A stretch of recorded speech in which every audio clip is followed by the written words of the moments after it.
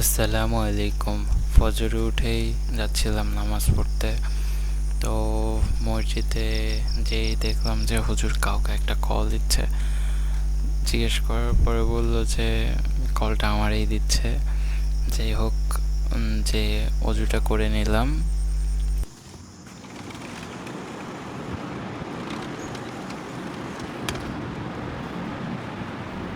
তো এখনো টাইম আছে, যার কারণে সুন্নতটা আদায় করে নেওয়ার জন্য এক পাশে যাচ্ছিলাম। তো ফোনটা রেখে সুন্নত আদায় করে নিলাম। তো ফরজ নামাজ পড়ে একটা ভাইয়ের সাথে হাঁটতে হাঁটতে বাসার উদ্দেশ্যে যাচ্ছিলাম। তো সে তার মতো তার বাসায় চলে গেল এবং আমি আমার মতো আমার বাসায় যাচ্ছিলাম। আর ভাবছিলাম যে এখন বাসায় যেয়ে ঘুমাবো, কারণ ফজরে সেহরি করার পরে পানি খেতে পারিনি। তো সারাদিন কেমন কাটবে ওই ভেবে ওই ভাবতে ভাবতে আর কি আমি বাসায় যাচ্ছিলাম। যে ঘুমিয়ে পড়ছি, কারণ আজকে জুমাবার নামাজ পড়তে হবে। তো বাসায় যেয়ে ঘুমিয়ে পড়ছি আমি এবং উঠেছি 11:30 নাগাদ। উঠে রেডি হয়ে নামাজের উদ্দেশ্যে বেরিয়ে পড়লাম বিজ্ঞানে। তো বিজ্ঞানে যে নামাজ কালাম আদায় করলাম।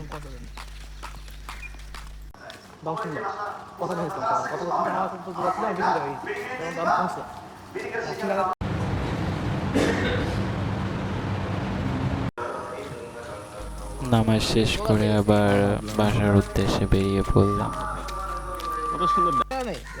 তো যাইতে যাইতে একটা সুন্দর ফুল পেয়ে গেছিলাম, তো সেটা একটু ভিডিও করতেছিলাম। এরপরে আবার বাসার উদ্দেশ্যেই গেলাম। তো বাসায় এসে আপনাদের জন্য ভিডিওতে ভয়েস দেওয়ার জন্য আর কি অনেক চেষ্টা করতে গেলাম।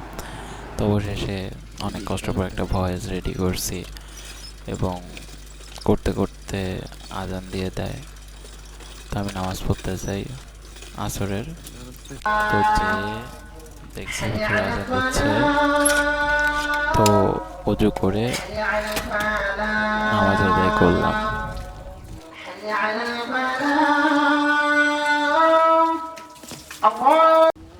আসসালামু আলাইকুম। আহেন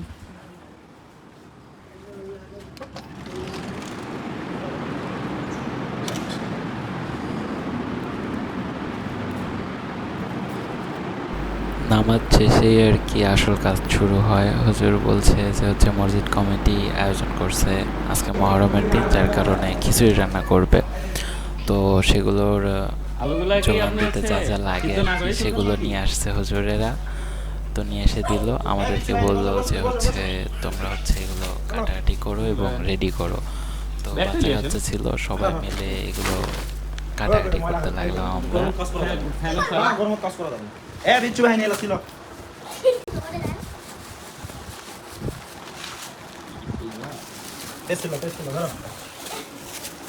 এটা সরাই রাখেন, লিক হয়ে গেলে খবর হয়ে যাবে। কিসের পাতা দিবে? গায়ে জামা।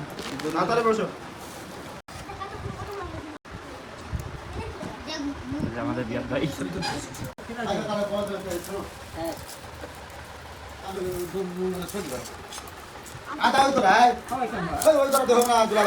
কাটাকাটি একবারে শেষের দিকে, শুধুমাত্র মরিচগুলো বাকি ছিল, যেটা আমার দায়িত্ব ছিল কাটার।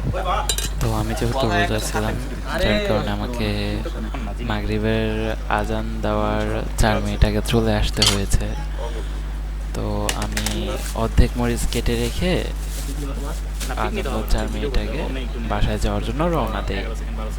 কিন্তু যেতে যেতেই আজান দিয়ে দিচ্ছিল, হয়তো বা ভিডিওর মধ্যে আপনারাও শুনতে পাচ্ছেন আজান। তো আমি বাসায় যেয়ে তাড়াহুড়া করে খেজুর এবং স্যালাইন পানি খেয়ে বাসার নিচে নামছি। নেমে মসজিদে যাচ্ছি, কারণ ওখানে যেয়ে আবার নামাজ ধরতে হবে, মাগরিবের নামাজ আমাকে ধরতে হবে। যার কারণে খুব তাড়াতাড়ি করে আবার মসজিদে ফিরে আসলাম এবং নামাজ আদায় করলাম মাগরিবের।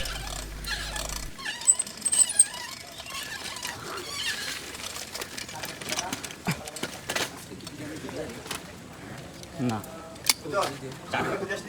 চাবি আমার কাছে।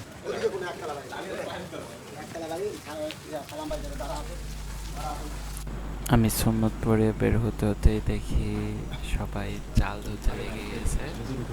তো সেখানে দেখে আসে বসতে চাইলাম মরিচ কাটতে, কিন্তু এতই মশার জ্বালা যে আর কাটা হয়ে উঠতেছিল না।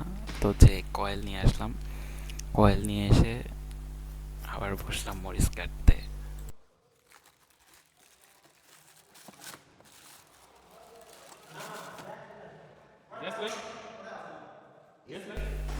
তো আমার সব কিছু করা শেষ। এখন আমি চাই চাল ধোয়াতে হেল্প করলাম, যতটুকু পরিমাণ পারলাম চাল ধোয়াতে হেল্প করলাম।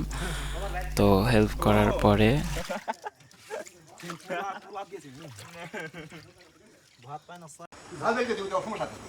রেডি করে ফেলছে খিচুড়ি রান্না করার জন্য। এরপরে ভিতরে গেলাম, অনেক টায়ার্ড লাগছিল, যার কারণে ভিতরে গেলাম। দেখলাম যে হুজুর যাচ্ছে বাসায় এশার নামাজের জন্য প্রস্তুতি নিতে, কারণ তাকে বক্তব্য দিতে হবে। ও আর দাদুকে বলে গেল যে হচ্ছে সে যেন আজান দেয়। তো দাদু আবার সবাই আজান শেষে জিজ্ঞেস করছিল যে কালমা পারে কিনা। এর ভিতরে আবার এশার নামাজ আদায় করলাম, এবং এশার নামাজ শেষে আমাদেরকে লাগিয়ে দেওয়া হলো আলু ছিলতে। তো আমরা সবাই আলু ছিলতে লেগে পড়লাম।